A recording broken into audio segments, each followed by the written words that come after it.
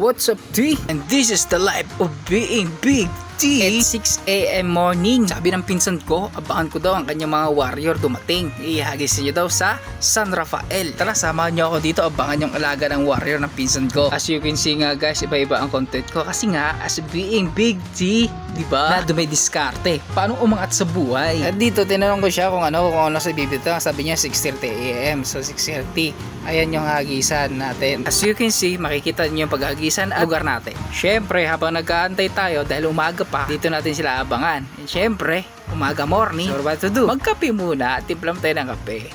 Video, ipasok mo sa nagtitimpla ng kape. Ay sige, tagal. Haba pa naman ng video. Ito, ayan. Bilis eh. Syempre, habang nag-antay tayo, pasok ang konting relapse na nakaubad, mananabas, nice bye. As you can see guys, paiba-iba ang content ko kasi in the past few months and years, I was broke. You know what?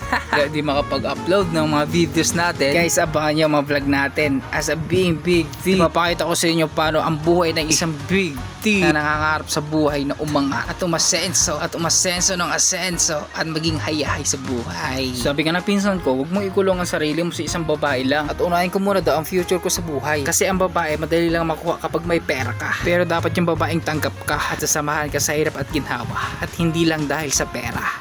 Boom! Panis! Okay, back to reality. Andito ni si Putol. Inalogan ko na nga yan ng patuka para bumaba. Kasi yun yung sinyalis nila pag pinapababa na sila. Kasi nga ako to eh! Panis! Panot! Si Putol nga ang unang dumating sa 6:30 na bitaw ng umaga. Maya nga ito, dumating na rin yung 5. Sumusunod lang din, may ilang minuto lang din ang lumipas. Inaantay ko lang dumapo sila sa puno and then pababain ko sila. Tapos lagyan konting pagkain para bumaba. Para di naman sila madala. And then next time na hagis nila. Ayan. Pagdapo nila dyan, pababain ko na yan dito sa puno. Yan, 5 sila. 10.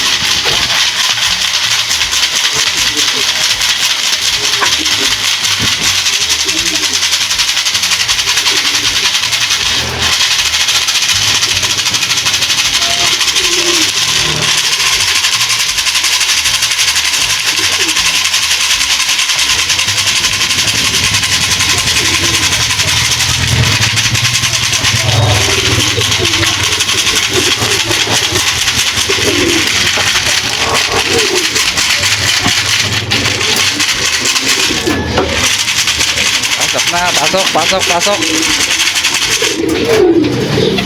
Good boys. Good job. 7:03. Mateng. Kaso malang yung problema yung isang blue bar. Nagtatampo ata ay siya naiwan sa taas o ayaw bumaba. Yung 4 lang ang bumaba. At bakit kaya ay siya nagtatampo? At baka ay nagtatampo yarn. Good yung mga warrior natin. Si Putol ang mabilis unang dumating. 6:59. Tapos yung the rest is 7:03.